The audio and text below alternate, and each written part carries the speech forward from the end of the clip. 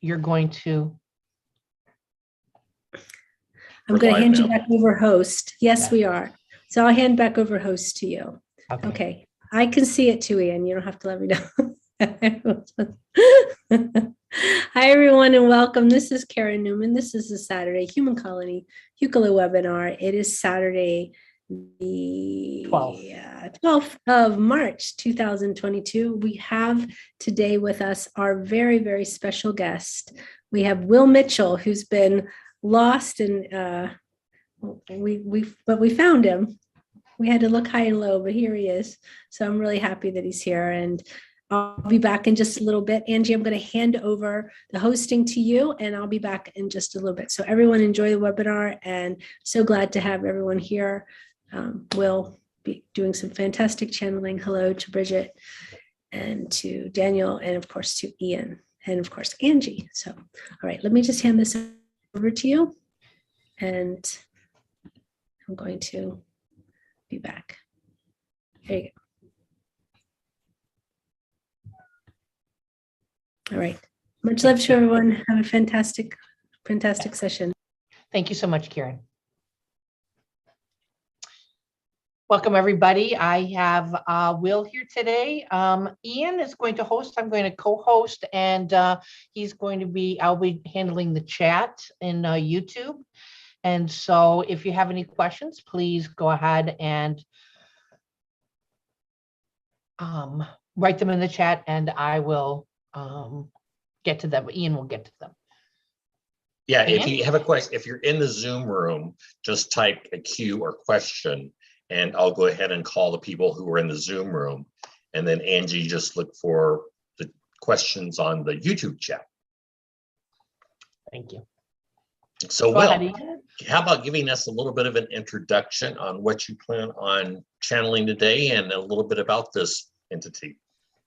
Excellent. Angie, do you have any announcements first? I do have an announcement. We have our next Hucolo online class scheduled. It is Understanding the Matrix, and it is Saturday and Sunday, April 30th. And just 2 seconds, April 30th and May 1st from 1:30 to 4:30 Eastern Standard Time. The cost is $150. And it's going to be a more in-depth look at what the matrix is, understanding it, how it works.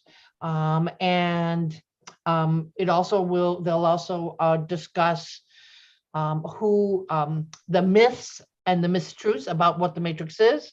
And with that, if you have any questions about it, you want to sign up for it, classes@hucolo.org.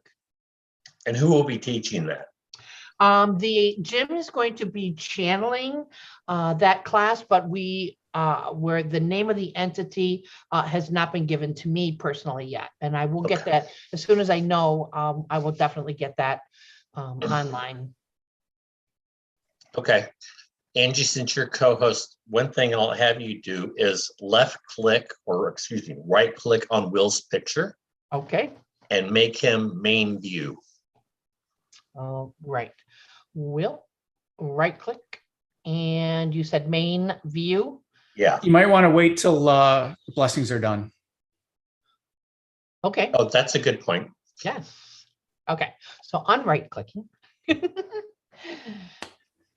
So today, Sarapas Bey, the Ascended Master, the High Priest in the Ascension Temple in Atlantis, has been talking to me for a while. So when Angie asked me and Karen asked me to fill in the slot today, it was perfect timing for Sarapas to talk.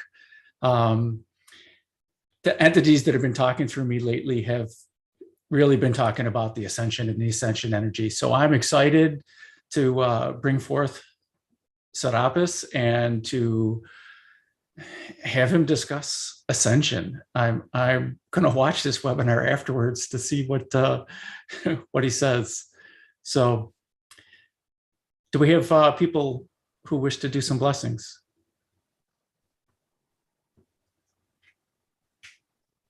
Angie has volunteered. Yeah, I'll definitely do a blessing. Excellent. Is there anyone else that would like to do one?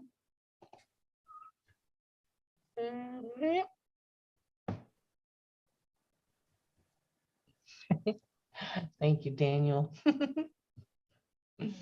All right, so I will do an opening blessing.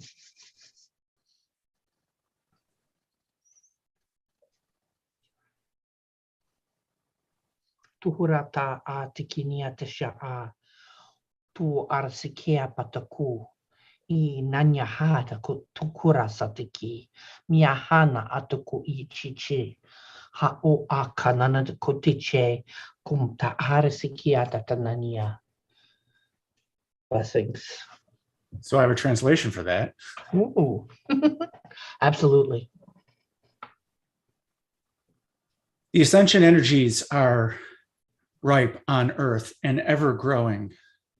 With God as your foundation, the guiding principle will allow you to ascend to your highest self. Thank you. Well,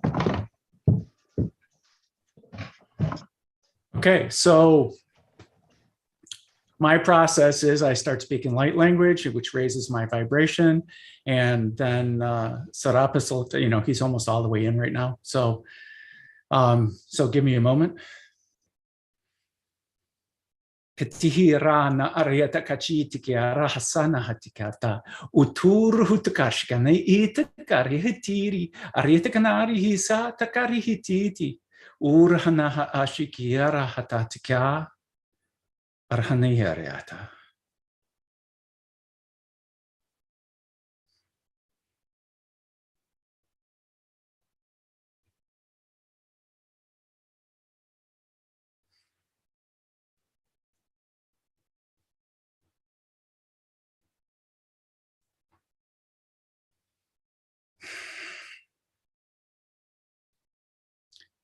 Greetings, dear friends.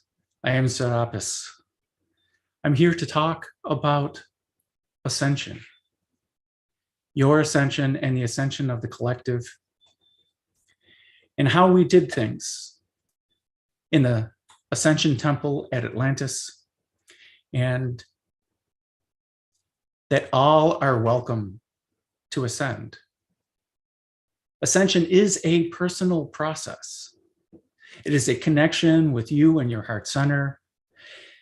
Ascension is you letting go of your ego, letting go of your identity of self, letting go of the me that's inside, this fighting to survive. You've been building this identity of who you are your entire life, and other people have been telling you who you are your entire life. But at the temple, we go through exercises and slowly show you.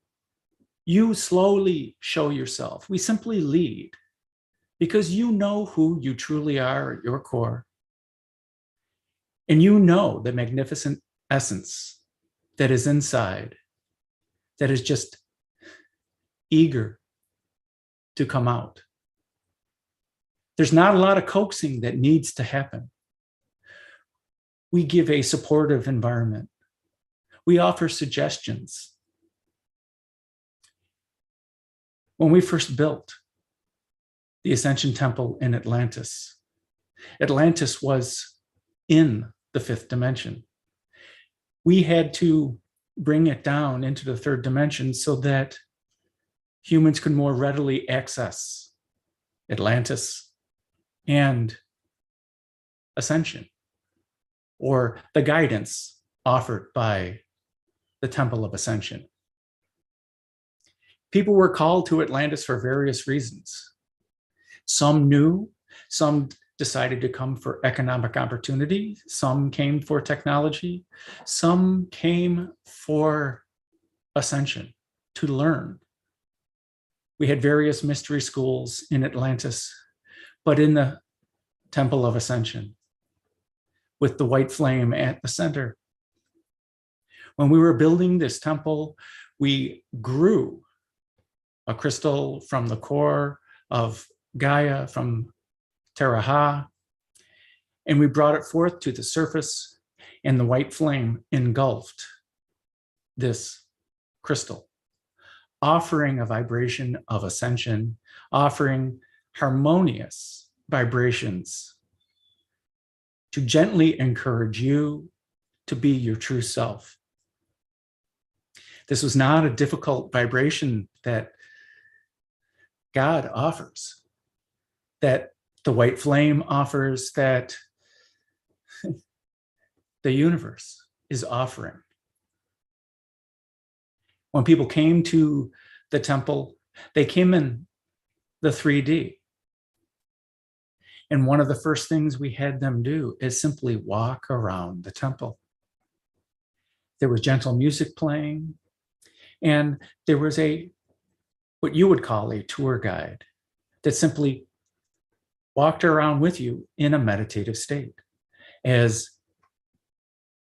everyone gazed into the white flame and into the crystal, into this flow of energy, this harmonious flow. And as you walked around this center crystal, it seemed like you were just walking around and walking around. To the person who was stuck in the 3D, this third density, it seemed like a mundane task. But for those who were open to it, it was a gentle retuning of the individual's vibration to ascension.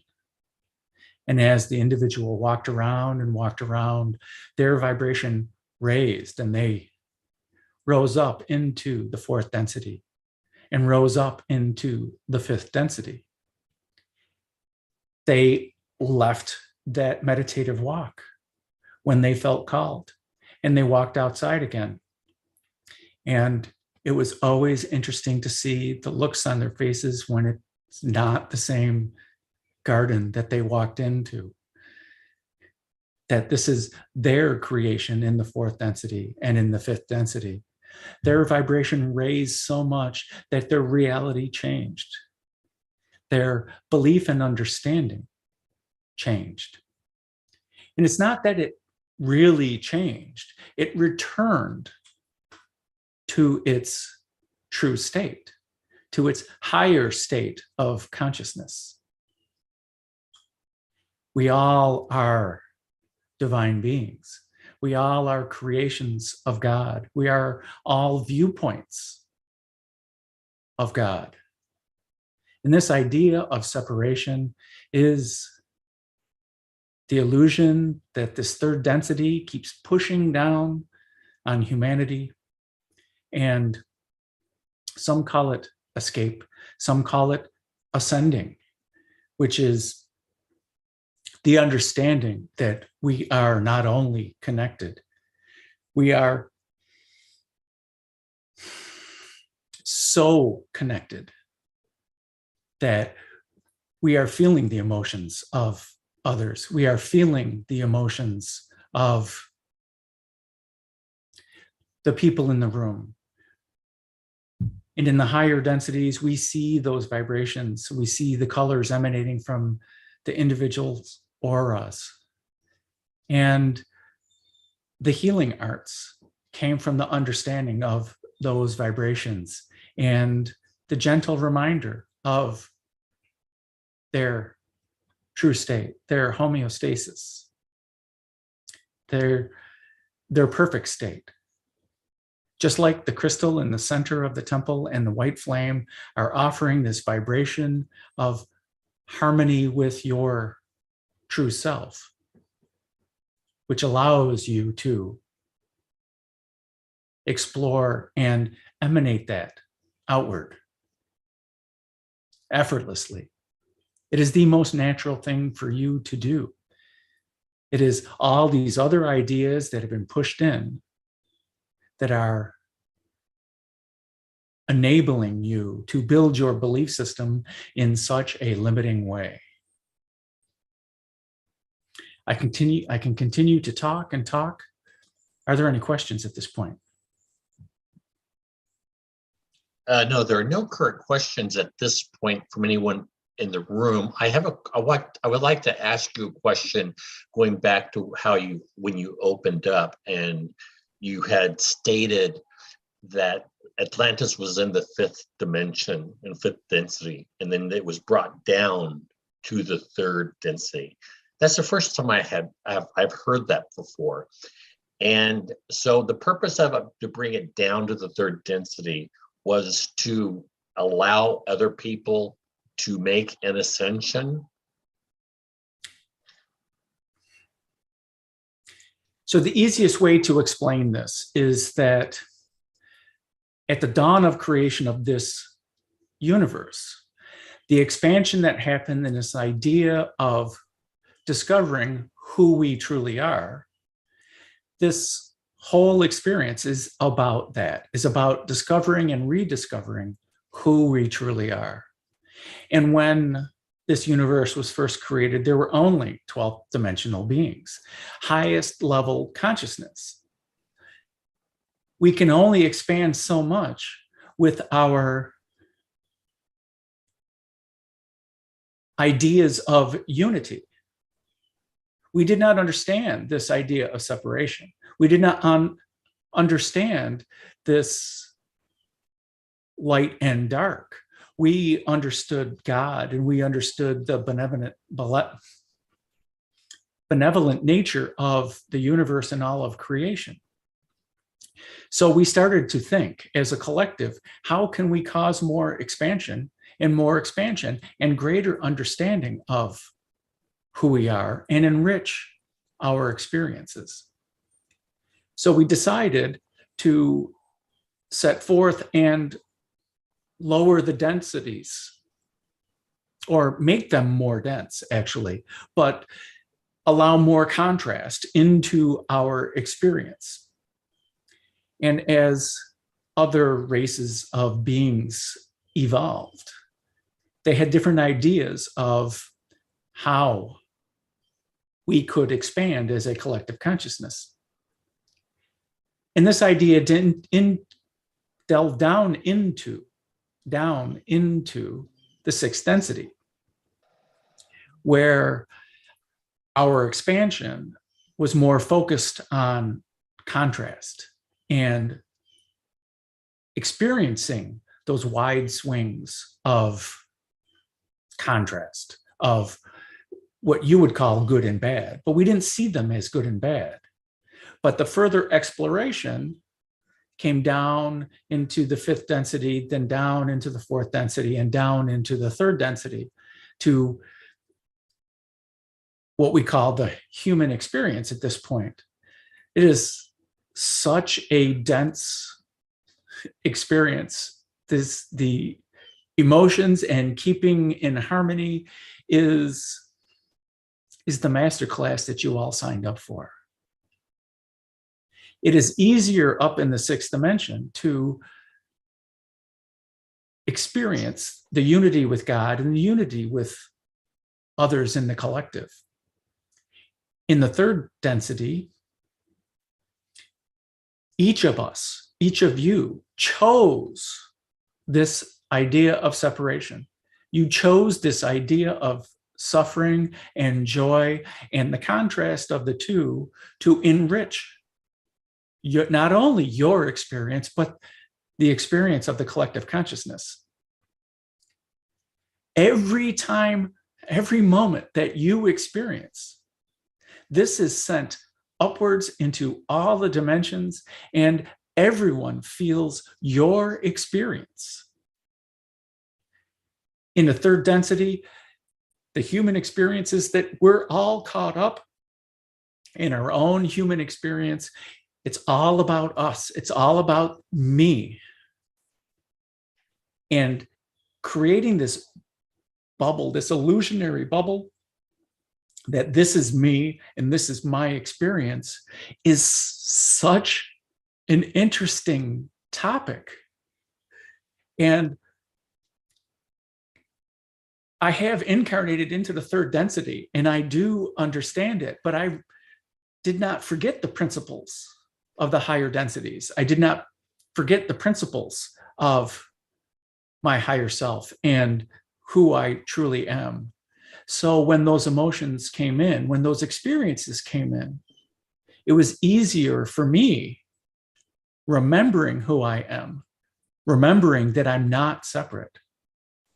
It was easier for me to deal with those emotions, to deal with those swings, and to keep my ship righted. Am I answering your question? I love to talk. Okay. Well, I was kind of focusing in on the part of where we talked about the people came in and walked around the temple and experienced a shift. Was to the people that came in and had that experience, were they there? Did they show up as a calling? What brought the people into the temple? What was their attraction to go to the temple to experience ascension? Yes, I would say that the people who were drawn to the temple were called there, because there were many who were called to the island of Atlantis only in the third density. So they came to one of the port cities and they did not see the rest of the glory that was Atlantis. They came in, they bartered, they traded, they sold things, they bought things, and then they went off. They said, I've been to Atlantis, it's no big deal. Others received a calling, or you may not call it a calling. Maybe it's more of I would like to explore more of the island. And there's this curiosity that came about because they heard stories and they wanted to know. And so that curiosity helped raise the vibration so they could then interact with the rest of Atlantis in the fourth density and in the higher densities. And when they walked into the temple, maybe they were still in their third density mindset, but they knew this temple was there. They were open to expansion. They were open to enlightenment. They were open to ascension. Does that answer your question? Yes, it does. And to further elaborate on that with these people that had that experience going through the temple, being risen to the higher densities, you touched on how the world was different to their eyes after the ascension process than it was before they went into the temple. What happened beyond that? Meaning, can you give us some insight as to a person who went through that process, experienced the ascension process by walking through the temple? What were their lives? How did they transcend into 3D and experience 3D from that point forward? Very good question. One point first is that walking around the temple was just one of the processes for ascension. Each individual, upon their ascension, but the easiest way to explain it in the third density is they had an aha moment. It's now I see, now I understand that my old beliefs, they don't serve me now. It's not about right or wrong, because those old beliefs served for the longest time.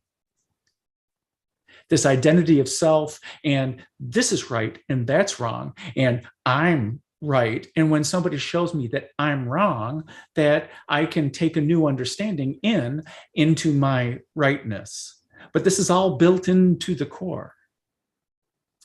But the higher level of thinking that many arrive at is that now that they see that all these other individuals that they formerly saw that as they're doing something to me, they're irritating me, they're causing something in my experience. Normally, the experience folds into two categories, is that they come to an understanding that They are in charge of their experience.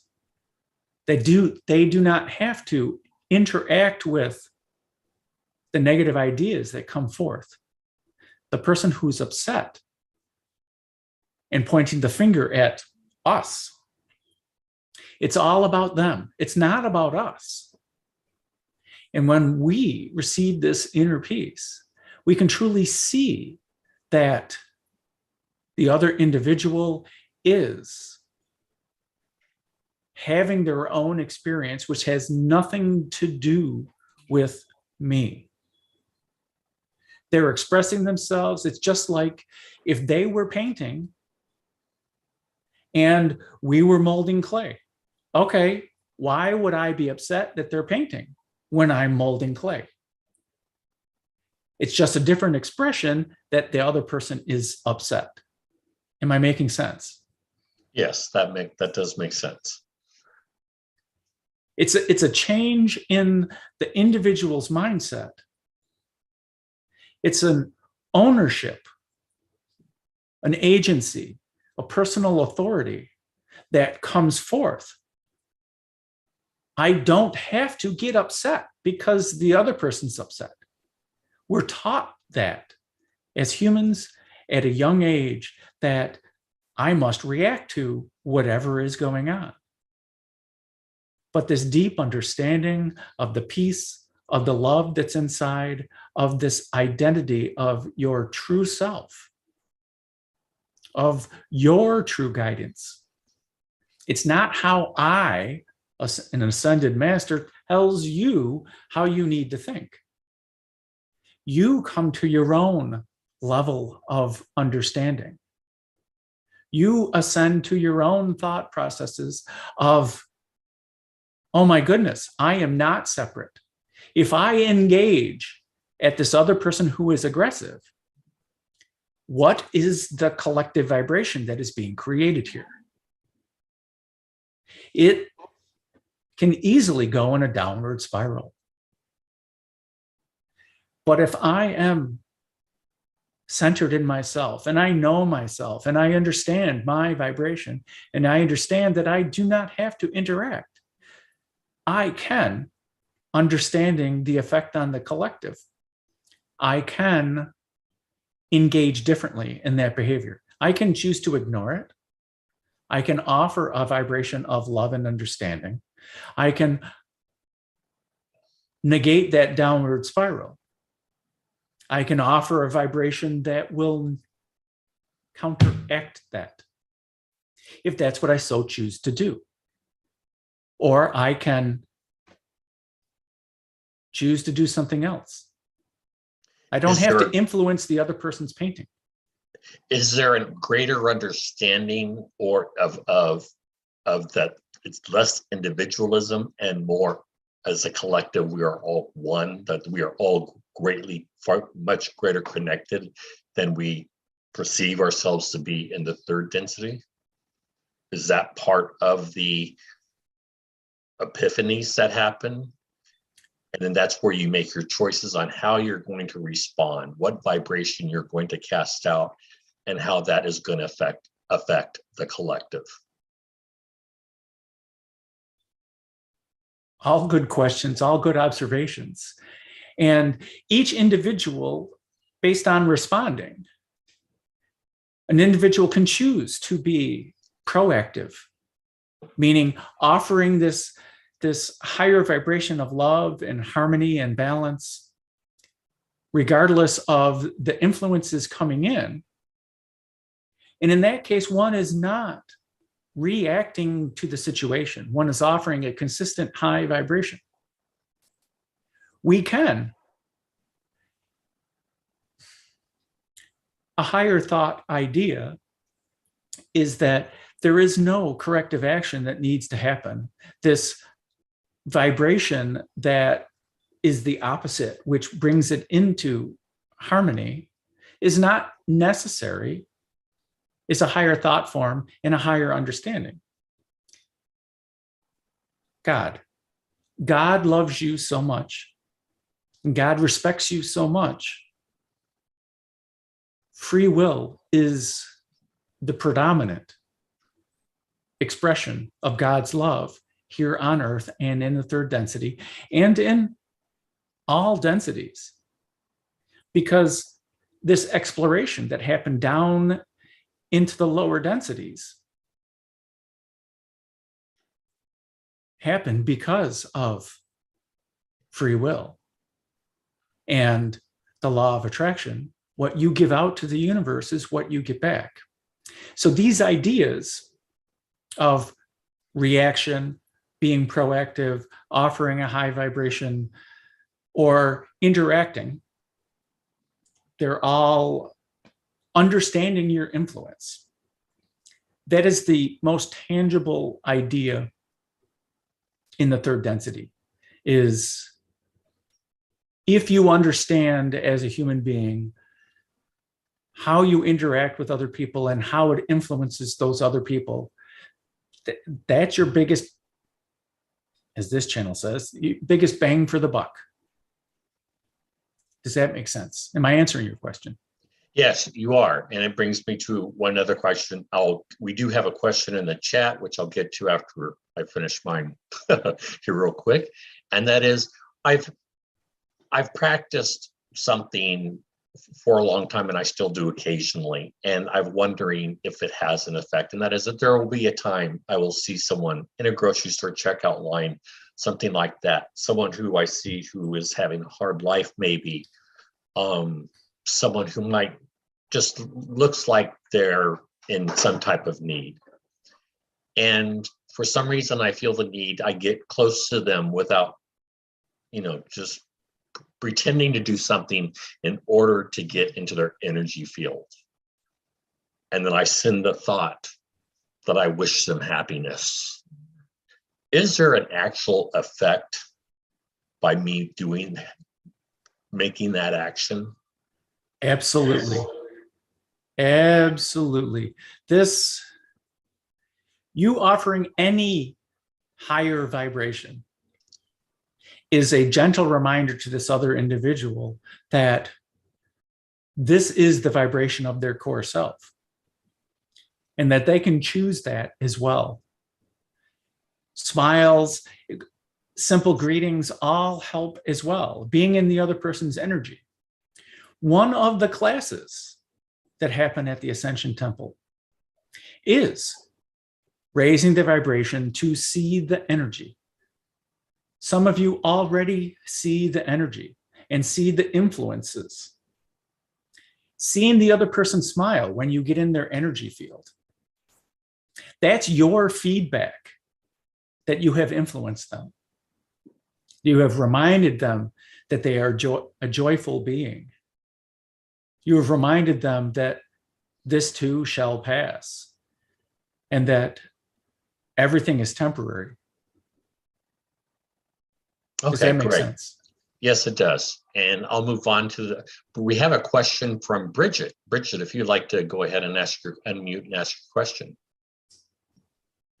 Yes, I unmuted. You can hear me? Yes. Yes, we can. Yes. Well, I would like to, my question is about that.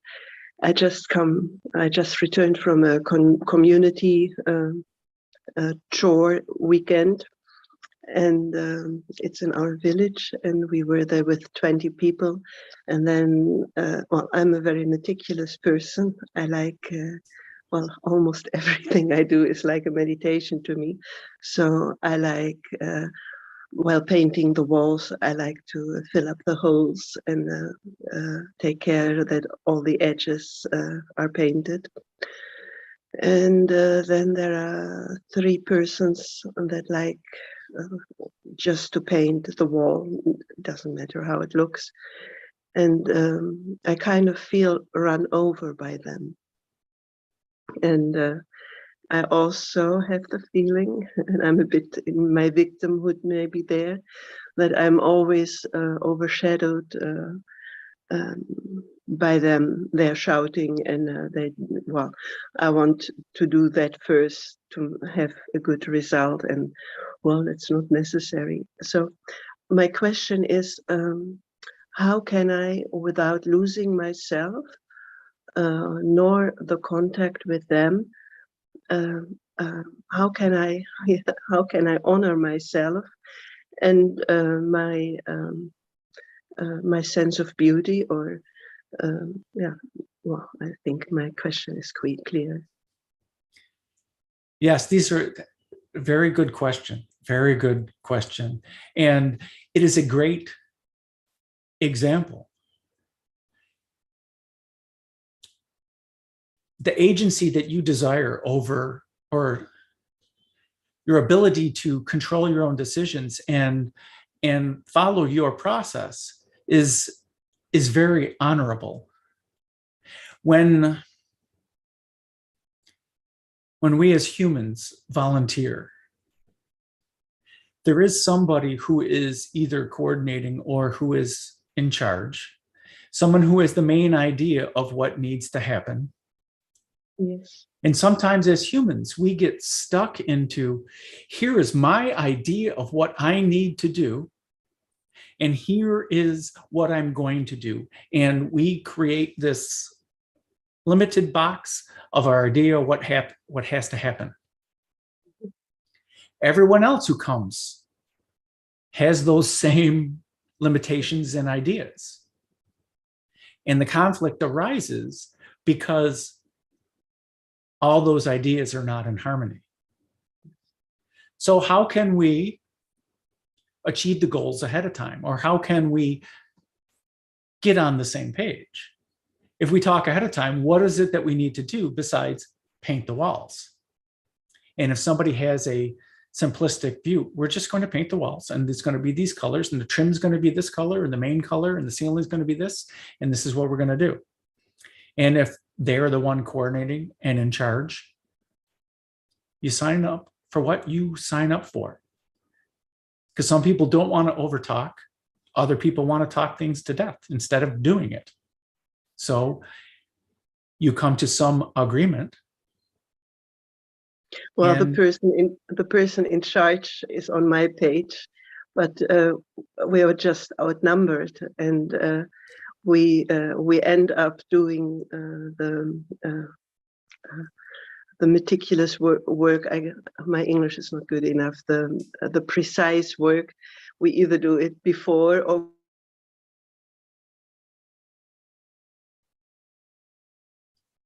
Well, I lost you. But yes, see, you came to a resolution. Is that not everyone's going to be on the same page? So if we do the meticulous work, the meditative work ahead of time, you came to a solution. It was an excellent solution. Yeah, my inner peace is not okay. That's why I'm talking to you, because I find it difficult to honor them in their fastness of just painting and not looking. Doesn't matter if the old color is showing, and all not cleaning up when they're finished. So my inner peace is at stake. So I can withdraw, never go to the community house again, but we're a very small community. But also my inner peace, my internal dialogue is constantly busy with what happened. And I try to, for a year or 2 years, I was not involved. That doesn't feel good, but how to be involved and have inner peace. This is my way. Yes, yes.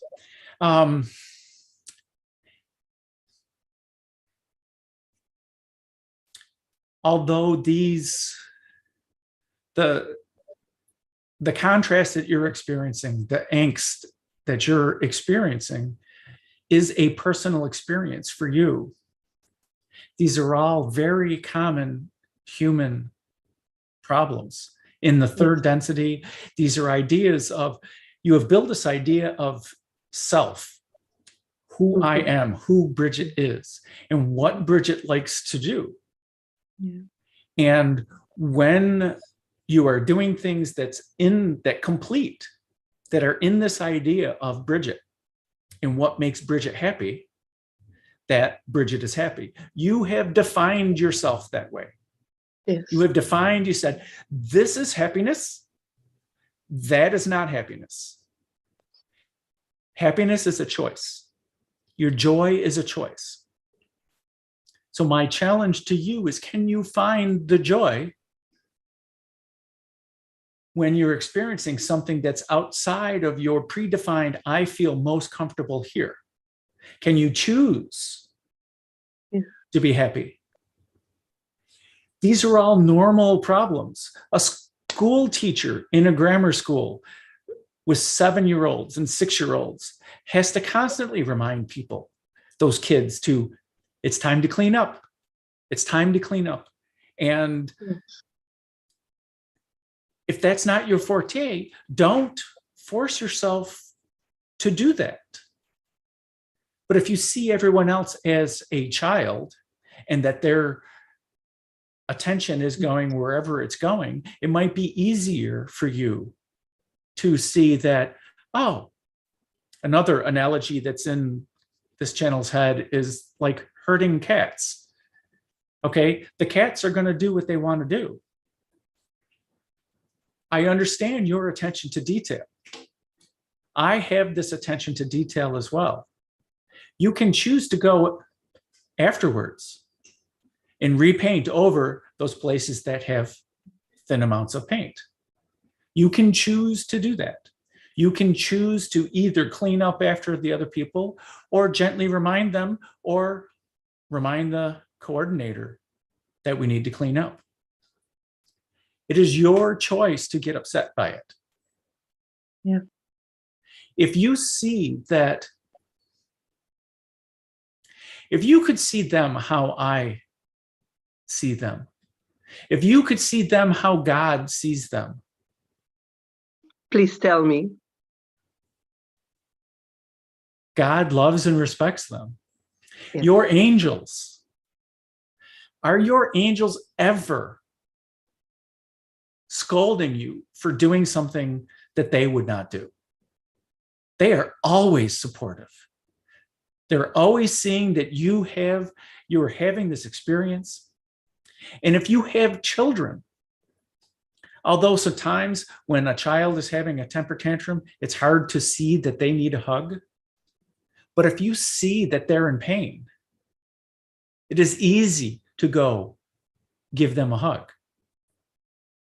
Because when it is your child, it is easier for you to express that unconditional love and to not judge the temper tantrum that they're having, whatever this idea that's going on in their head, whatever their experience is. You're not engaging in it. You're offering that unconditional love. Now, with a coworker, this unconditional love is going to be a little different, but you can still offer the respect. And okay, you don't want to clean up. I'm writing down, not engaging, but offering. That is what the universe is doing with you.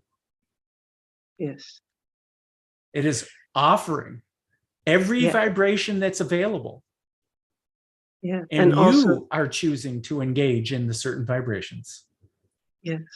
And also a good exercise would be to just experience the way I see them do. Just paint many, many square meters, but not care about how it looks. This is also because then I'm leaving the box that I have defined for myself. I'm doing it like this. I'm somebody who acts in a certain way. So that would be also an exciting experience. Yes. Yes. This interaction with other people on a community project is important. Getting everybody on the same page is an important task. It does not necessarily have to be your task. As architect of the Great Pyramid, there was much coordination that I needed to do, much delegation that needed to happen. a sharing of ideas and ensuring that they understood the ideas and relying on them to carry out them and to break it down further so that their people will understand, ensuring that the communication happened and making adjustments. But that is the role of a leader. But the I have role, my own I have my own company, and it's very easy for me to be a boss, and everybody is happy to work for me. But to fit into somebody else's coordinator who's not strong, that is difficult for me. Very difficult. I understand completely. So when you go out to a meal at a restaurant, before you sit down, do you demand to go into the kitchen? No. Do you demand to ensure that all is clean in the kitchen and that all the food is prepared a certain way? No. Those are all ideas that we can put forth into the rest of our lives. Can we find an idea that we resonate with, that we know the truth to? And can we apply that to these other experiences that we're having that we don't have understanding to? Can we apply them and help them guide us? Inside our hearts and in our higher mind, we have all the answers. I cannot tell you what is right and wrong for you. I cannot tell you what resonates for you. No, I want to feel, what I feel is that I put up frontiers between me and them. And well, I would like to get wisdom on why I do that or how to act differently. That is why. Yes.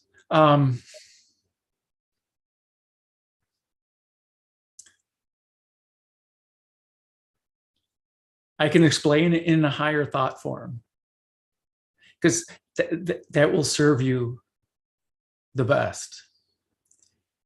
You're already fully cognizant that these are ideas that you have. Instead of overthinking it, because you're trying to figure out how I can do it and not get upset. How can I interact with them? Can you put yourself in their shoes? What is their motivation for volunteering? What is their motivation for doing it the way that they are choosing to do it now?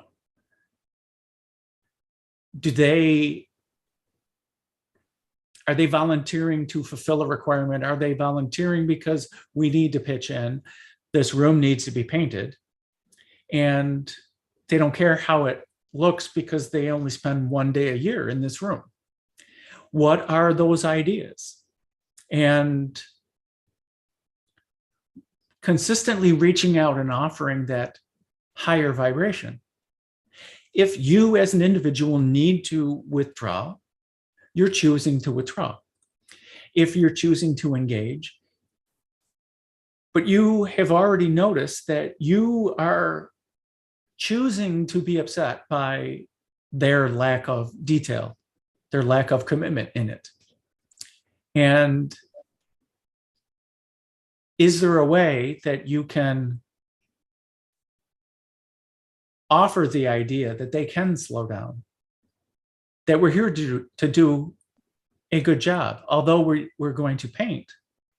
Well, I have an idea. I had an idea about it because somehow I lose myself. I don't dare to speak up anymore or something like that. But lately I was thinking, how come that I'm not standing in my strength, that I'm not just saying, well, it's no good what you're doing, just saying it. I feel I'm losing the connection with me, that I make myself smaller, and yeah. And Um, I had a dream or a remembrance last night. I was hitchhiking through Europe when I was 16, and one of the truck drivers, well, he cleared his bed, and I said, no, I won't do that. And he insisted, and I was feeling such a strength in me, such a power. This is not going to happen. No, really, this is not going to happen. Just not. And last night I remembered that power, that just standing in my truth. This is me. Not going to happen. Take it or leave it. And that somehow I had forgotten about it for 20 years or so. Yes. May I offer this idea that you understand that when you're standing in your power, the feeling that you have, yes. You're expansive. Yes. And you're unshakable at that point. Yes. Because you're realizing your truth of your essence and your power. Yes. Might I offer this suggestion? You can choose that vibration at any point in time, no matter what is happening outside you. You have associated the idea that this expression of strength, this showing of strength to other people, it is what's required for you to have this feeling of strength. Mm-hmm. One of the higher classes that we teach is about standing in your power, being in your power. You don't have to do anything to be in your power. Yes. You feeling your power is entirely one thing, okay? It is such a great feeling as an individual and this idea of self. But beyond that, maybe this person, this other person that you're interacting with, is experiencing this same power of self by them doing their half-assed job. You see it as a half-assed job. They see it as, I'm getting the job done. Now, the challenge is, can you see their vibration? Can you see their stance and their power and their choice to do it the way that they're choosing while you're standing in your power without having to express it? Your presence in your power is such a tremendous vibration. The fact that you are unshakable is a tremendous vibration that is being offered. It is not inundating. It is such a presence that it's the gentle reminder to everyone else that they can stand in their power and they can be authentic to who they are. Does that make sense? Absolutely. Thank you.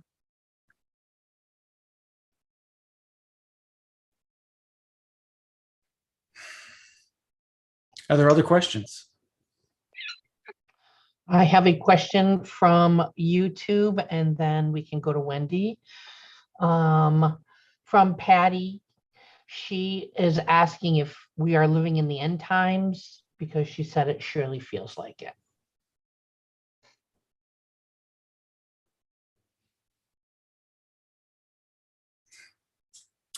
These end times that you speak of are an idea. And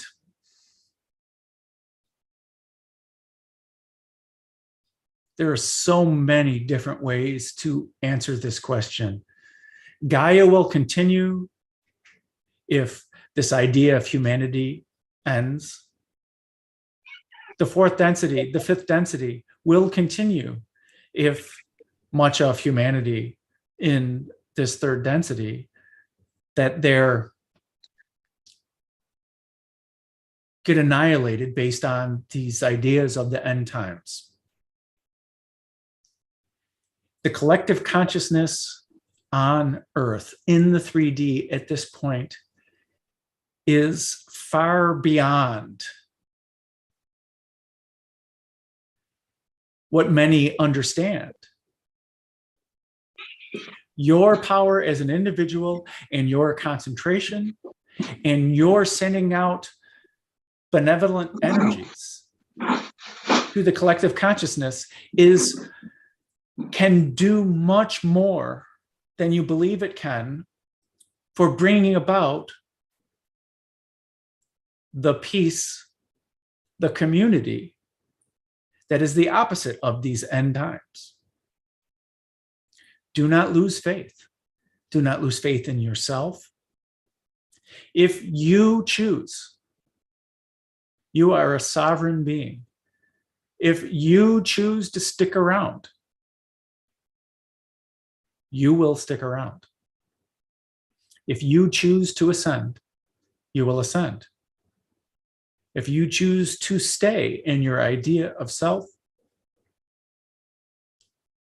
you will stay around.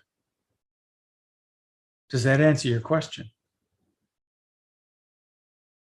That was a YouTube question. And so if she responds, I will let you know.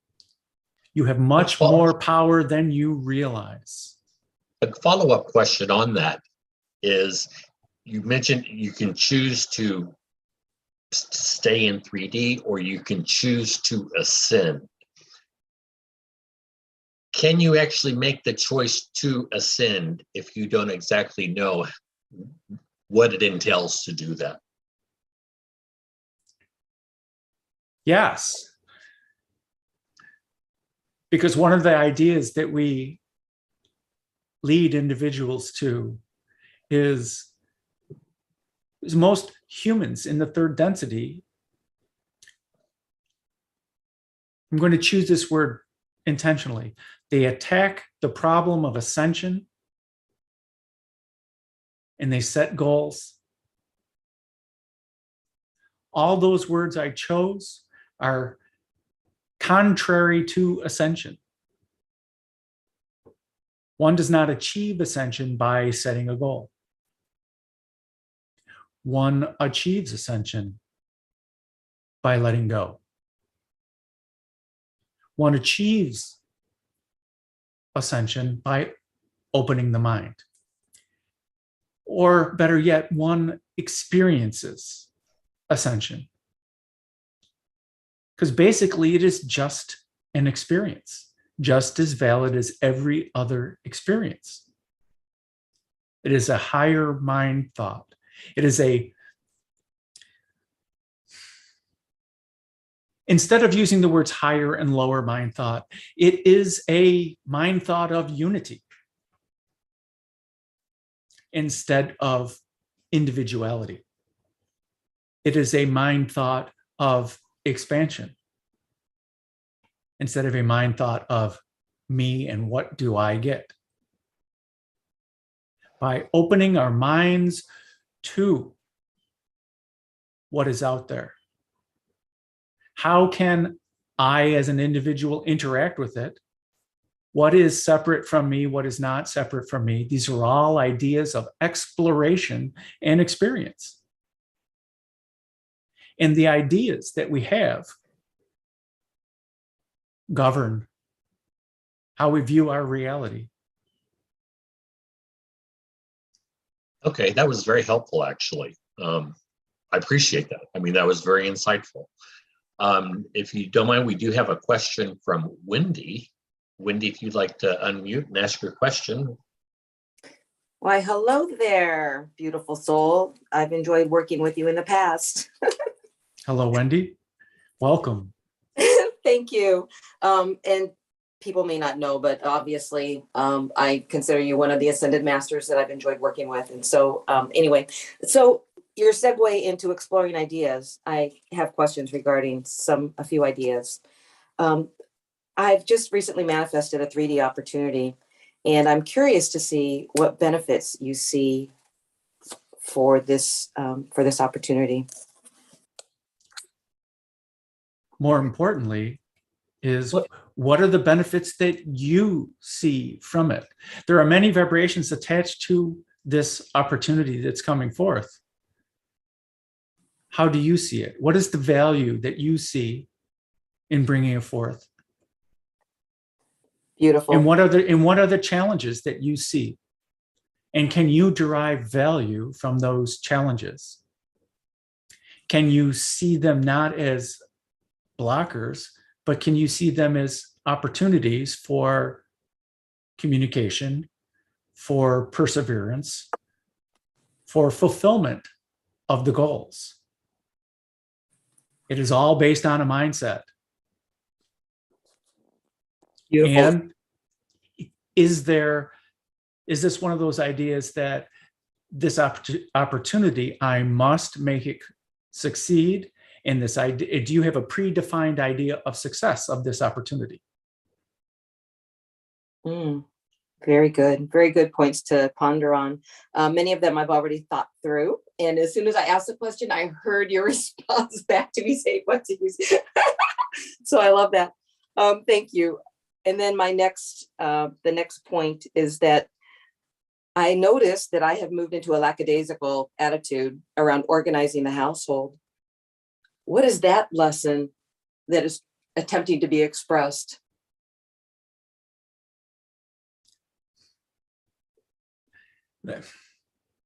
There are many understandings there for you to choose your resonations. Either you feel that they don't need to be done at this point. You would like to see if other people step up to take on those opportunities. Those simply aren't priorities, but you are noticing them. So because you are noticing them, you are finding this, it's more of a curiosity. I don't feel like doing that. I'm very curious why I don't feel like doing that. But it's not normal for me. This is a great exploration of feeling of who we really are and the things that make us tick and how not to attach to certain things. Do you notice how you're not attaching to, I have to do things a certain way? Yes. That is a liberating vibration. Your house might get messy, but one day you will decide to go back and have those things done, or maybe you'll delegate, or who knows, maybe you'll decide you don't like to clean, so you're going to hire a cleaner. All those are opportunities for exploring. And to me, I like the playfulness in your vibration, that you wish to go reach out and experience, and that you're playing and you're feeling this experience. Yes, I definitely am. I love how you pointed that out, because that's exactly, oh my gosh, you expressed beautifully what my mind has been trying to tell me that I just haven't been able to wrap around it. Well, we've been talking for a while. So that makes sense. Now, we'll finish on a fun note. I've just received some Mandara crystals. The two that are primarily in my hand, one is larger, one is smaller. And then I also have picked up some grid crystals, but I know that they want to work with me too. Some of them will be gifts. But for the larger one and the smaller one, how are they wanting me to assist? I haven't really had enough time to spend to communicate with them, because I really just received them yesterday, cleansed them, and we've enjoyed our sleep time together. But I would love to hear what they would like to advise. They are communicating with you. I can tell you what I'm receiving from them, but they arrived to you. You chose them. They chose you. They want to work with you. I mean, I can give you ideas of exploration, but you are advanced enough that You're either going to resonate with what I say or you're not going to resonate with what I say. So Yeah. I'm going to encourage you to connect with them and don't listen to anybody else.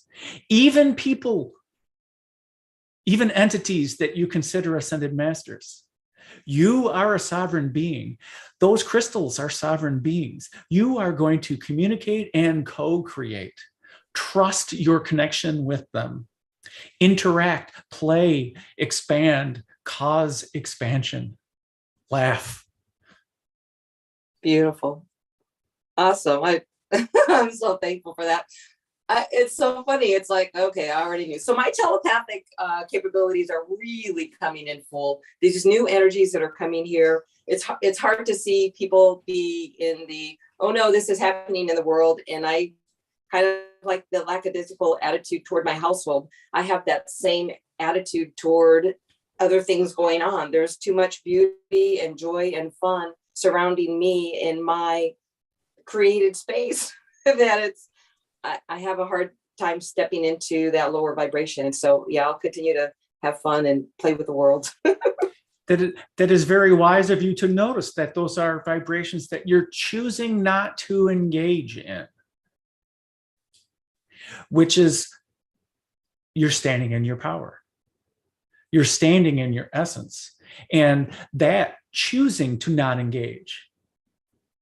The challenge that comes with that is, although you're choosing not to engage, are you also judging it? Can you not judge and understand that they're simply having their experience? Right. And you can chuckle at their experience. I remember a lifetime when I was experiencing that, and I chose to experience that. Good luck, my friend. I remember those challenges well. I did not like them. No, yeah. Yes, the wars, been there, done that. We've stepped away and moved forward. Thank you. Those do not need to be in our field anymore. So, but yes, close enough still to observe, I guess, and to lend our energy and light. So I thank you, dear brother, and blessings to you. Blessings to you. I have a question for you, and that is, as an Ascended Master, do you have a specific task that you are assigned to do? And if so, what is it?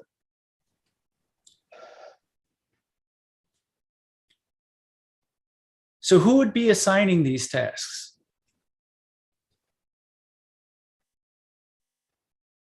Levels, my presumption would be masters who might be higher ascended, or maybe directly from source. Or and you are not directly from source? No, I am, but I'm asking this to you as an individual. Yes, I am being difficult with you.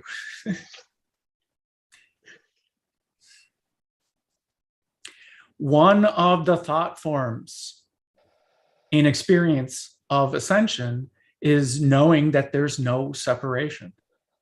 That even this idea of source or God is that God is fully living through me and in me. Source. It is the source of my power. There is no separation between my core and the source of all that is. There is no separation. There is no higher authority. You, my dear friends, are the highest authority. Can you grasp that idea without putting it inside your box? That you are now elevating yourself above everyone else because you understand your God selfness. If you truly understood your God selfness, you would understand that that other person over there that's having a different experience, that we will classify as humans, we would classify as a harder experience or an easier experience or an ascended experience. They are simply another expression of us, of the universe expressing through this idea of an individual.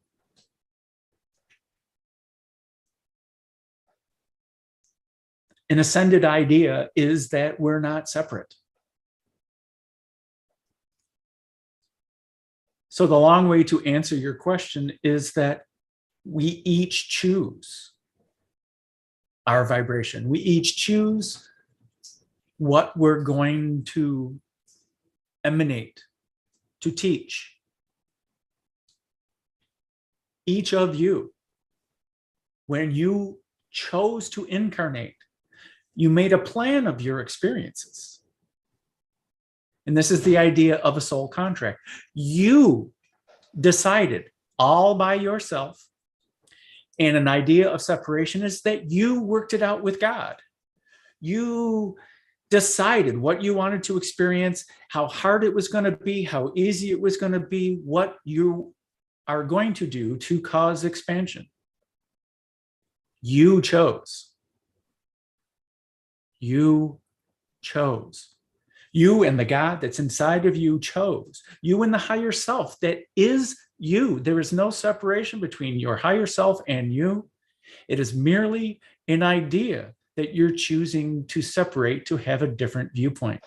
You're choosing not to listen to your core. You're choosing to listen to your core to not listen to your core, if you understand. And you fall in that same category. You are choosing to listen to your core. You are exercising your free will to do what you feel is your purpose or your most effective. Absolutely. And that is simply a less dense idea that I am choosing and I am causing. Because you are the universe as well, because you are the one that's giving yourself all the things that you're asking for. You are fulfilling the law of attraction, not as one half of it, as the whole of it. You ask the universe what you want, you are the one that is giving it to you. Do you understand? Many light bulbs went off right there. You are the one that's giving it to you. When are you going to choose to give it back with joy so you can experience joy? When are you going to choose to give it out with joy so that you can receive it with joy? Once you understand that you are both sides of that handshake, you are truly an unlimited being. You have ascended yourself to the mastery of your life and your experience. That is the essence of what we taught, what we led other people to, because we understood that they are a sovereign being, that we saw their God self in them. We helped encourage their God self to come forth. This idea, as you will find out, if you take that matrix class, you will find out that you are one of the manipulators. You are one of the observers of this matrix. That's the easiest way to explain it. Not only are you the observer, you're the observed. You are simply observing yourself create this reality in all of your confusion and joy and happiness. I'm not sure if that made sense. I think it made sense to me. Another question I have has to do with something I heard a while back, and it has to do with the law of attraction. And that is, when you're constantly saying to the universe, oh, I need help with this, I need this, I have this problem, I need help, the universe basically mirrors back to you what you're putting out. And the universe is always asking you, I need help with this, I have this problem. can you help me with this? Instead, if you're asking the universe, how can I be of service? How can I help you? How can I help improve things? The universe echoes back that to you, comes to you and says, how may I be of service to you? How can I help you? Is that an accurate analogy or belief system? I liked your idea that the universe is a mirror, because humans' idea of the reflection of the mirror is essentially what happens. Another analogy, I don't know the most direct way to answer your question besides yes, but I'd like to offer another idea of interacting with the universe regarding the law of attraction. Imagine yourself walking into a pizza shop where the person behind the counter is you, and you're ordering a pizza from the universe, okay? Do you have any reason to doubt that if you order mushrooms and green peppers and onions on the pizza, that it will come back not having those things on it? Especially if you are the one taking the order. Would the pizza come back any differently than that? That knowing is the invitation I would like to give each and every one of you.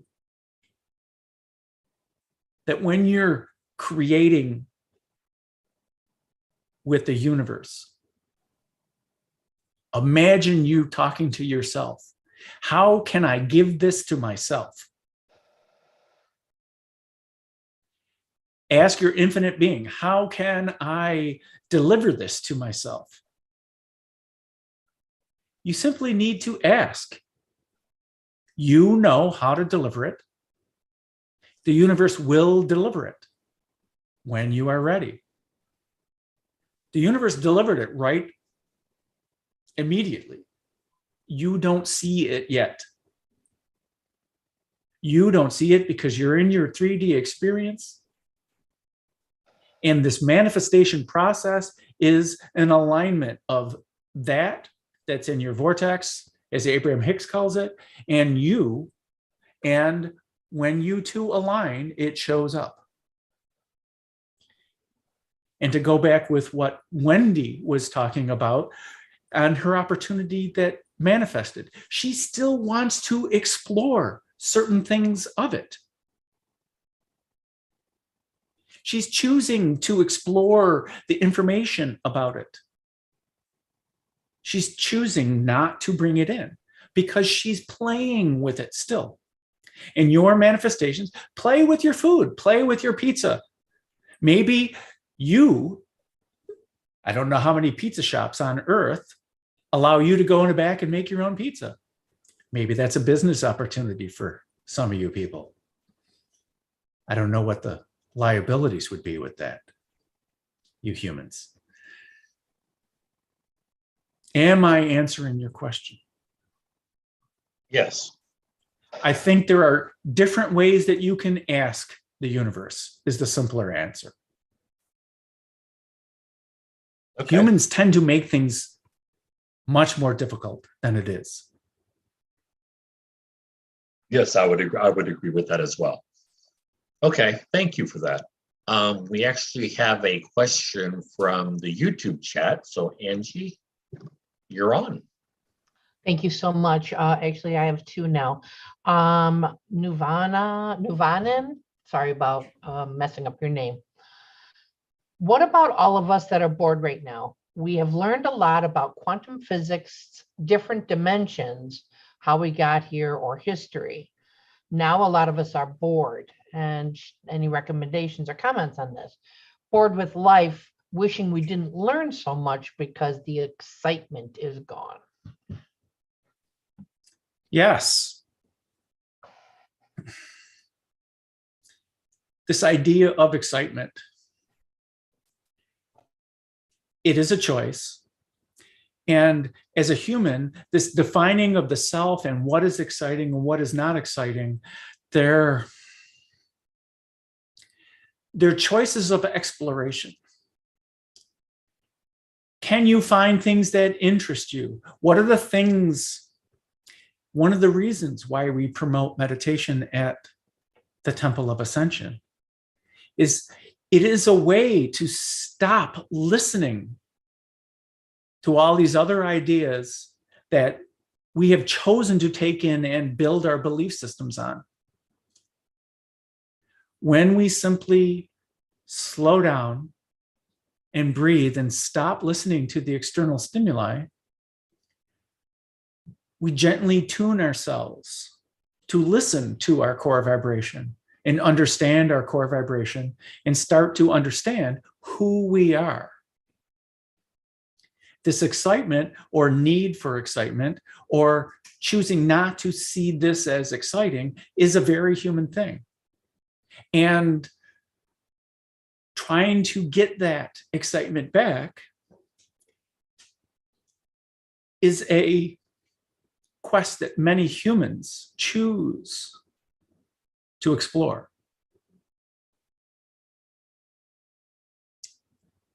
Going inwards and finding the true authentic self. Going inwards and finding your joy. Doing anything that brings out your joy can bring out the excitement. What is it that excites you? Maybe explore this idea. Maybe make a list of things that excite you. Maybe make a list of things that could excite you. I guarantee you that you do not know everything, yet all knowledge is available to you. All these ideas that you say you have learned, what are the other ideas you wish to learn? Can you explore? Can you learn to go to the Akash, where you can get this information yourself? Can you start to channel? Can you start to engage with other beings, which are merely another idea of you, allowing them to come forth? Can you start to explore the other dimensions? Since you now know of them, maybe you start to explore them through astral travel, lucid dreaming, or in this meditative state, or whatever it is. If you write down your list of what excites you, and then another list of what that could possibly excite you, you will know where you want to explore, where you want to play, where you want to experience. By reinforcing those ideas of excitement, how can I? And maybe that's what you can do in the morning, is how you engage the day. I wake up. What can I explore today? Let me make a list of what I can explore today. And then you can start checking them off. And you can choose to feel satisfied or not satisfied. And maybe you journal about your experiences. I did number 3 on my list today. It wasn't as satisfying as I thought. How could I have made it more satisfying? How could I have made it more exciting? Okay. Maybe go into the grocery store and shop with your eyes closed. I don't know what kind of experience you'll have. It'll certainly be unique and it might be exciting. You might bump into people. You might pick oranges instead of apples. Who knows what your experience could be?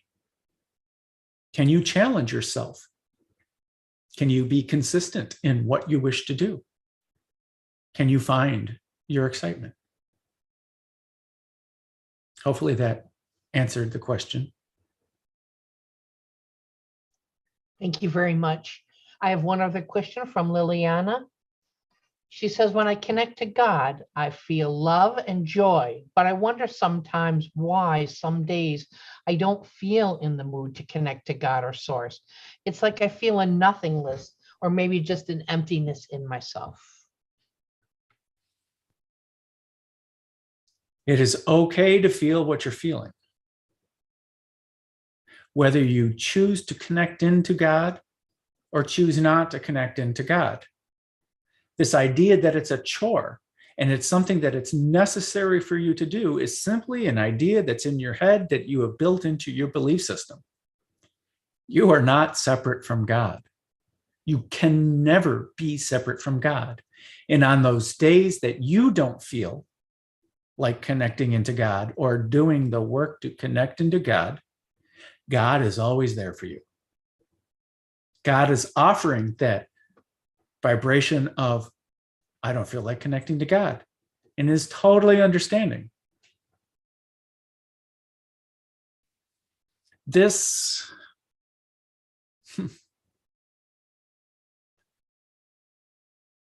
is a topic that we talk about at the Temple of Ascension, is that we tend to think as connecting to God as either a chore or something I need to do work for. There is no work that is required to connect to God. You feel differently when you set your intention to connect to God. You align faster with God when you set your intention. It's this idea that I must connect to God. You have assigned value and work to aligning with God when it's the most natural thing that you can do. Feeling that you don't want to do that work. Who wants to do all that work? Who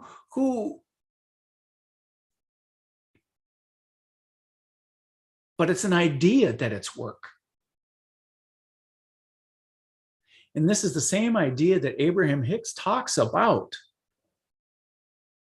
is that it's merely a gentle tuning from this idea over here, where it is work to connect, slowly moving into, oh, if I have these ideas of joy and I consistently reinforce it, sooner or later, I am always vibrating with joy, not because it's work, because it's joyous, because it's natural, and you're allowing yourself to be your natural self. So to answer the question, you're not separate and you're not unaligned. Okay? You can never be out of alignment. You can only be in the idea that you're out of alignment. Do you understand? So if you don't feel like connecting to God, don't connect to God. Don't force anything. Don't force ascension. Don't force meditation. Be okay with yourself in your choice to not feel like doing it. Because once you start to feel it's okay for me to make this choice over here, this is just as valid an experience as it is to be aligned with your joy. It's just as valid. If we take a moment to go up into heaven and look down at you making decisions, and you're the one that gets to send yourself the energy, the supportive energy, no matter what you're choosing. What is the energy that you're sending yourself when you're over here deciding that I don't want to put forth the energy to connect to God? What is this energy that you're sending yourself?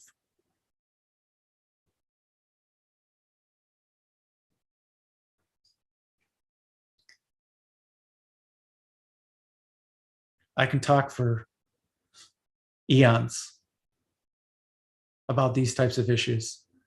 I think I answered the question. I hope I answered your question.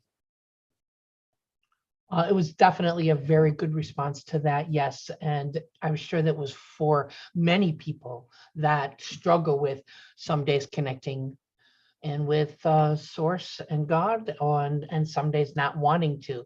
And the value that we, you're right, as individuals put on that. So thank you very much for that. You're very welcome. Ian, anything on your end? I don't have any questions listed from people in the chat. I do have a question I'd like to pose myself, and I brought it up once a while back, and it has to do with the dark night of the soul. And being that you like to talk so much and providing great explanations, can you explain if there is a difference and what the difference is between having a dark night of the soul versus a major depressive episode?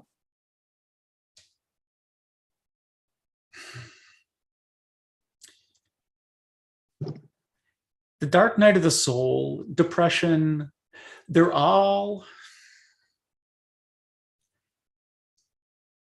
Let's talk about depression for a second, because depression is a very human experience. If you're experiencing any level of depression, know that the universe is with you. Your angels are with you. Always, always, always sending supportive energy. We understand you more than you know. We understand all that you're feeling. This depression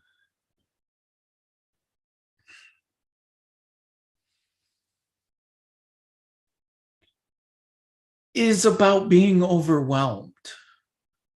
It's about not understanding the emotions that are happening, these sequence of events in the 3D that are happening, and this inability to understand how to cause change to it.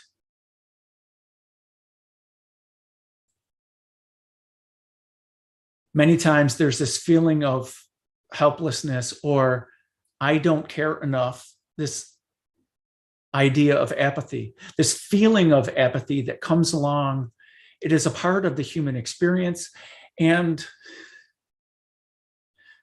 I want to thank you for having that experience. Every experience that a human has is causing expansion in all that we know. Even those that others call ascended masters. The depression that you're feeling, we feel. We are expanding because of it. We are gaining understanding of everything because of your personal experience. I am not promoting to continue those depressive thoughts and where it might lead. Although I understand that you're an infinite being, that no matter what you choose is all benevolent. Besides those choices, this still third density, we don't think we choose depression, yet we choose depression. We're choosing it not because there's an internal struggle that is happening with this idea of the belief system and how things should be, and with how things are.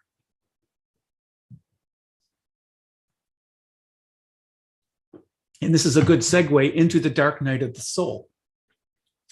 because the dark night of the soul is at least a little bit more cognizant thought idea about an understanding of what is happening.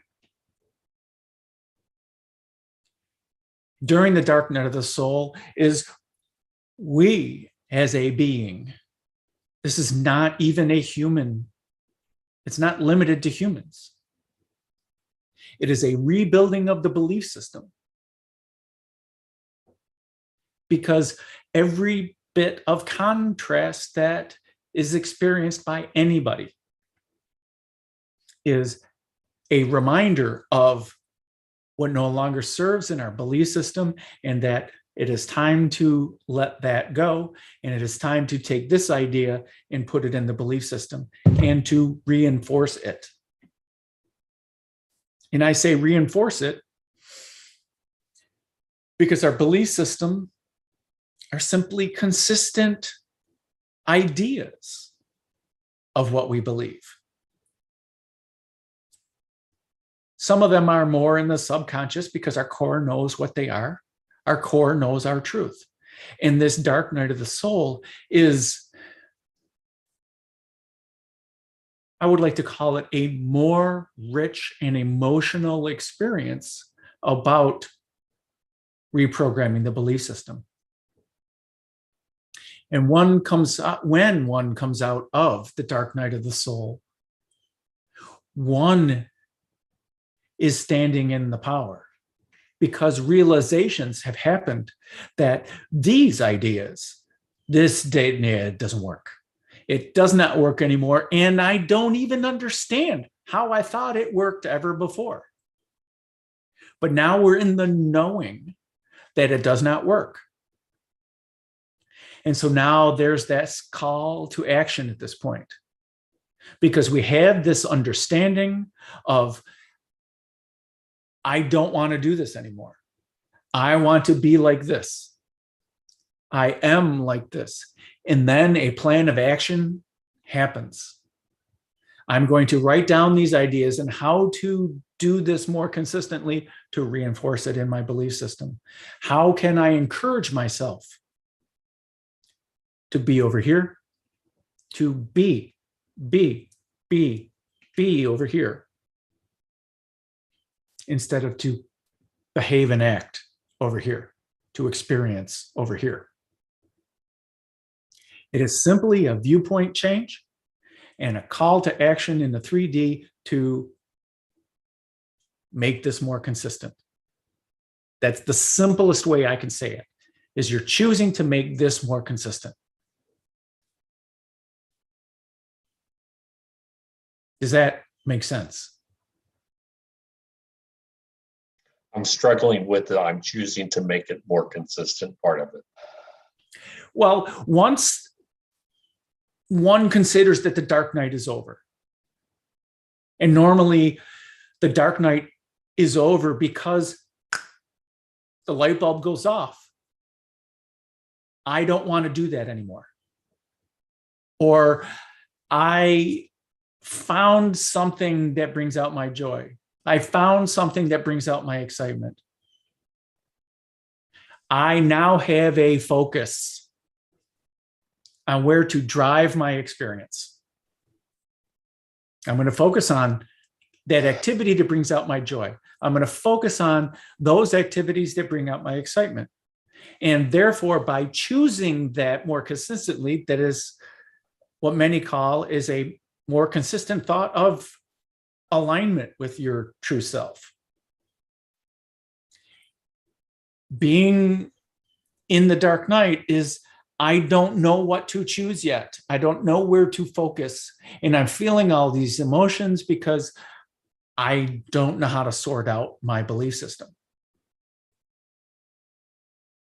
Have you ever been, Ian, have you ever been excited about a new task? Yes. Do you see the focus that comes along with that new task? Yes. I mean, yes, obviously. I mean, that drives you to keep going. That drives you to have the desire to live. That drives you forward in life. Yes. And it is merely a lack of understanding over here in the dark night of the soul, or a lack of focus that is causing this. It is still a rich experience over here. It's not an invalid experience, but we call it is called the dark night of the soul because it is exploring the darker emotions that we have assigned value, a negative value to over here, that I'm not choosing this. This is happening to me.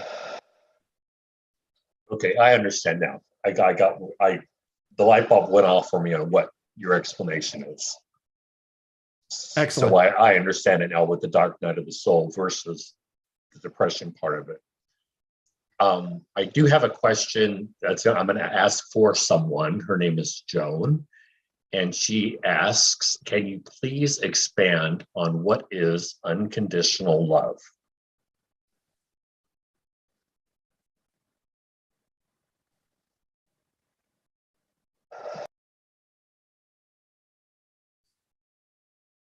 There are many ideas of unconditional love that is out there. Many associate unconditional love with a disconnect with a core belief system. This idea of higher love that is unattainable, that I don't know how to bring forth. That this godly love that the angels in the higher realms. Do you hear the ideas of separation that I'm creating with this idea of unconditional love? As human beings, we tend to do this. We tend to classify and segregate and separate. And unconditional love is one of the most difficult tasks of a human to express. Our core understands what unconditional love is. When we receive unconditional love, we can't help but vibrate unconditional love. We feel that deep truth in the core of who we are.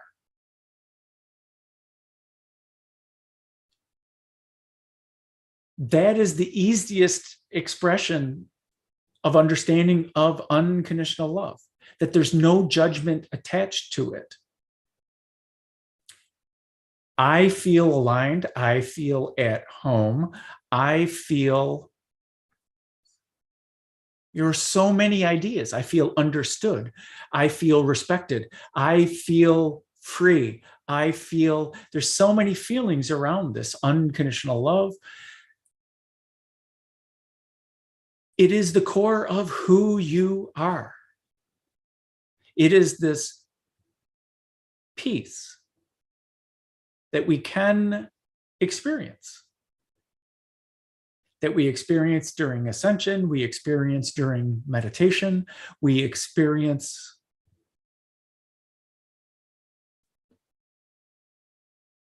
at any time of our choosing. But as a human being, it is effort, thought, practice to bring about those feelings of unconditional love, those feelings of alignment, those feelings of joy, those feelings of peace, those feelings of non-judgment. We've been taught since the moment of conception about judging, about this is right and that is wrong, and the vibration of our mothers was influencing us from cell one. Our vibration was influenced when our parents were vibrating together, when they had the ideas. But this is why you chose. They're all ideas, is the main point.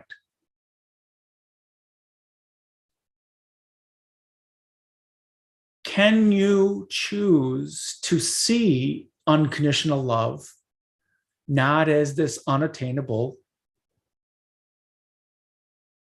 expression. Unconditional means that there's no conditions. It's there.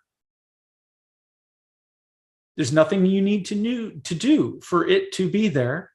And there's nothing that you can do to make it not be there. Love exists. You can experience it, or you can choose to not experience it. It is there. And that is, people add other words: unconditional, true, divine, aligned. There are so many other words that we can say to seemingly give it more value than its own isness, the own truth that it is. And that's what we encourage, is for you to allow it to be what it is. Because part of the human experience is to engage in the thought, oh, there is this thing. What else? Can I value it? Can I judge it? What are these other ideas that I want to attach to it? What are the emotions I want to attach to it to enrich this experience? Yes, you are having an enriched experience, but you created it. There's the isness of what it was, what it is. And then there's all this other stuff that you attach to it, all these emotions and all these other ideas. And you wonder why you're not communicating effectively with other people, because they're doing the same thing. Can you understand? They're doing the same thing. They bring it in, they judge it with their belief system. They start attaching things that they were taught to attach to it. And it becomes a whole new thing in their own experience. And you're doing the same thing. It looks blue to you and it looks red to them. How can you communicate? My suggestion is don't overcomplicate it. Understand that they're having their experience. And if they call it red, can you allow them to call it red? And when somebody else says unconditional love to you, can you attach to the true core meaning in your core of who you are, of what unconditional love is? Instead of all these other ideas of what unconditional love is, that you can't obtain it. It's just an ideal. Because you can. You can experience it. And you, as a matter of fact, you're always experiencing it. That is the humorous thing. You're just choosing not to see it. Does that make sense? It did to me, and I'm going to assume it did to Joan. Joan, if you have a follow-up, just type it in and I'll ask it for you. Angie, do you have any other questions from the YouTube chat? Let's see. Curious Light says, is the crown chakra the tunnel of light that we see when we die? That is what everybody's talking about when they see a tunnel of light. Many have talked about and have written about this tunnel of light that they experience. The crown chakra is merely a connection, an energetic connection that more easily allows the human mind the understanding of connectedness, unity, and not of separation, of wisdom, of knowledge. This tunnel of light is a good analogy to that. And let's just call it an analogy. Just like the path of the lotus blossoming is an analogy for your Kundalini energy rising and blossoming at the crown chakra. Many have written about walking through this tunnel. So there's darkness around, but it's a tunnel of light. And there's this really, really, really bright light at the end of the tunnel. But this tunnel represents a journey. And as those people who come back from near-death experiences, many have talked about this tunnel of light, that they go close to it, but they don't go to it, and they choose to come back. Their experiences, and I'm trying to choose the words properly to achieve understanding. Because it is an idea, this tunnel. It's an idea of separation. It's an idea of journey. It's an idea of time that you are creating, because you are not separate from the light. There is no tunnel that you need to go through. There is no rising that needs to happen for you to connect to all the information that is out there. It is already here. Channeling, light language, energy work are all the same thing, which is allowing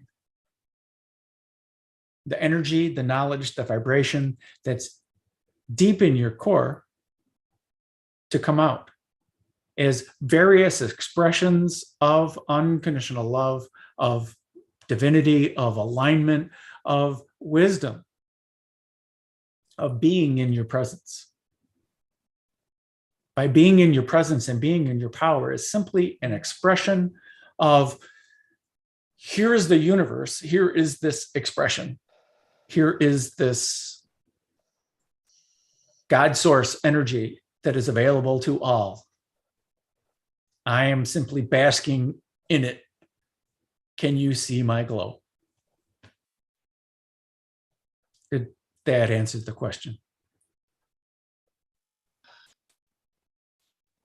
It did for me. It did for me. It was a YouTube question, so. Okay, we're pretty much, we're almost at the top of the hour. We have about 5 more minutes left. Yes. We don't have any more questions, so it might be a good time to close out here. Yes.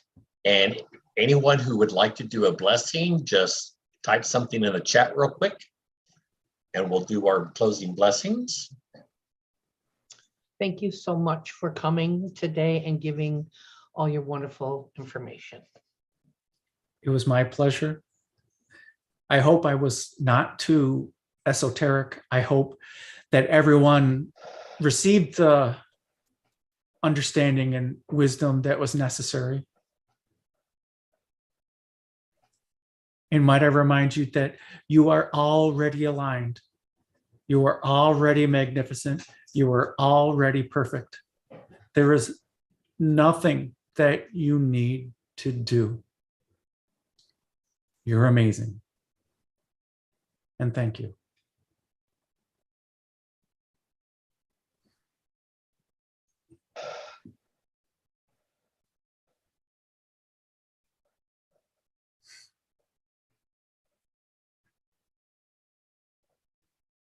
Hey.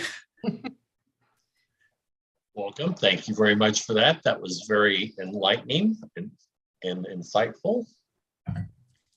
He brings a lot of heat. I'm sweating over here. All right. So I hope it was good. I hope the information was good. I'll have to listen to it. Yes. Yeah. I thought it was very good. Yeah. All right. I will do my announcement, and then we will do any closing blessings. If anyone would like to do a closing blessing, please put it in the chat. Our next Hucolo online class is scheduled, Understanding the Matrix and How It Works. And thank you to the Ascended Master, for giving a little blurb for that. It is Saturday and Sunday, April 30th and May 1st, from 1:30 to 4:30 Eastern Standard Time. The cost is $150. Basically, it's a more in-depth look and understanding of what the matrix is, how it works for you and as a collective. If you have any questions about this class, please email classes@hucolo.org. I will get the information out to you, how to register and make payment for the class. Thanks. Does anyone want to do a blessing? Wendy normally does. Hey, Wendy, how about it? I can always do a blessing. Yeah. One moment. Let me just get into my space here. Angie, do you want to do the last one? Sure, I can also do one as well. Great, greatly appreciated. Yeah. Thank you. Did you want me to do translations? Why, certainly. That would be lovely. Aku yang yara I chikruira te hatha ki ana na eti. Apa o yana era ki aha to yana na eti. Ata yana na ka iri ti ono aha yana ra apa ku yana da anya ta to nara apa hu yana ra akahina ato yana nara apa yana ra akihiri no to kudrira nanda kudia to kudrira ti acha kudrira ta na na ti era ta po yana. Tukturita pa ene tukturita ni tukturita mana na itu tu ya na apa. Blessings. That was so fun. You are amazing vibrational beings, and we thank you for sharing your vibration with all of us. These vibrations that you are experiencing are encouraging you to ease into your joy, ease into your excitement, ease into your natural self, to make your experience a much more joyful experience, aligned with God and the rest of the universe. We are eagerly awaiting your vibrations and are so curious at your expressions of joy and ascension.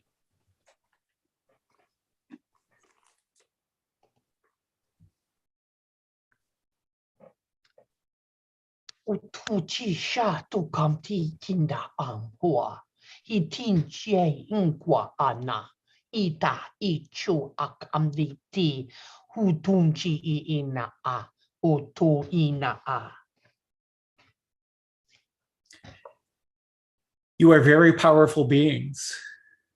And here's a reminder to stay grounded. It is easy to stay in your head and easy to imagine everything, but your power is anchored here on earth, aligned with God. Your essence is magnificent. Allow it to come forth.